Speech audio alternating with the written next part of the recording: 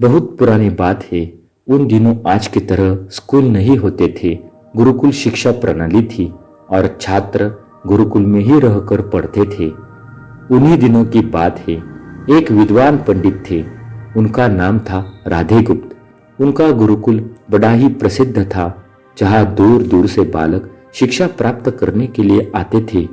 राधे गुप्त की पत्नी का देहांत हो चुका था। उनकी उम्र भी ढलने लगी थी। घर में विवाह योग्य एक कन्या थी, जिनकी चिंता उन्हें हर समय सताती थी। पंडित राधे गुप्त उसका विवाह ऐसे योग्य व्यक्ति से करना चाहते थे, जिसके पास संपत्ति भले न हो पर बुद्धिमान हो। एक दिन उनके मन में विचार आया।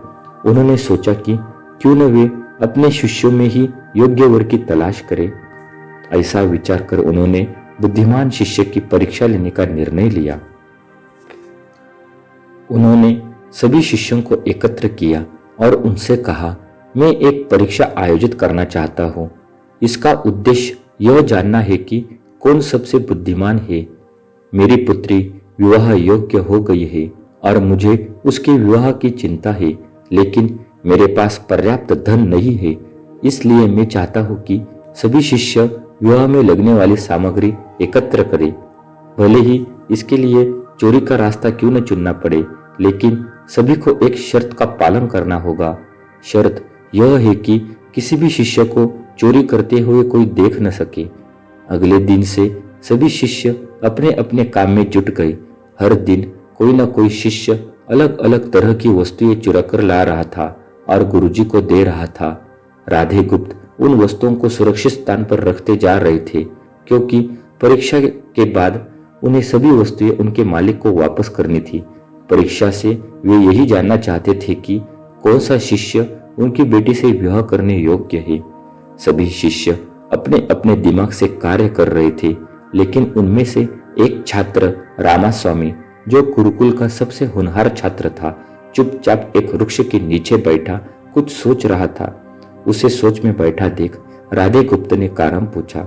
रामास्वामी ने बताया, आपने परीक्षा की शर्त के रूप में कहा था कि चोरी करते समय कोई देख न सके, लेकिन जब हम चोरी करते हैं तब हमारी अंतरात्मा तो सब देखती है। हम खुद से उसे छिपा नहीं सकते। इसका अर्थ यही हुआ न कि चोरी करना व्यर्थ है। उसकी बात सुनकर राधे गुप्त का चेहरा प्रसन्नता से खिल उठा। उन्होंने उसी समय सभी शिष्यों को एकत्र किया और उनसे पूछा, आप सबने चोरी की? क्या किसी ने देखा? सभी ने इनकार में सिर हिलाया। तब राधे गुप्त बोले, बच्चों, क्या आप अपने अंतर्मन से भी इस चोरी को छुपा सकते हैं? इतना सुनते ही सभी बच्चों ने सिर झुका लिया। इस तरह गुरुजी को अपनी पुत्री के लिए योग्य और बुद्धिमान वर मिल गया। उन्होंने राधा स्वामी के साथ अपनी पुत्री का विवाह कर दिया। साथ ही शिष्यों द्वारा चुराई गई वस्तुएं उनके मालिकों को वापस कर बड़ी विनम्रता से क्षमा मांग ली। इस कहानी से हमें यह शिक्षा मिलती है कि इस प्रसव से यह शिक्षा मिलती है कि कोई भी कार्य अंतर्मन से छिपा नहीं रहता और अंतर्मन ही व्यक्ति को सही रास्ता दिखाता है। इसलिए मनुष्य को कोई भी कार्य करते समय अपने मन को जरूर टटोलना चाहिए, क्योंकि मन सत्य का ही साथ देता है। तो दोस्तों, कैसी लगी आपको यह कहानी? अच्छी लगी हो तो लाइक करना, कमेंट करना और अपने दोस्तों रिश्तेदारों के साथ शेयर करना।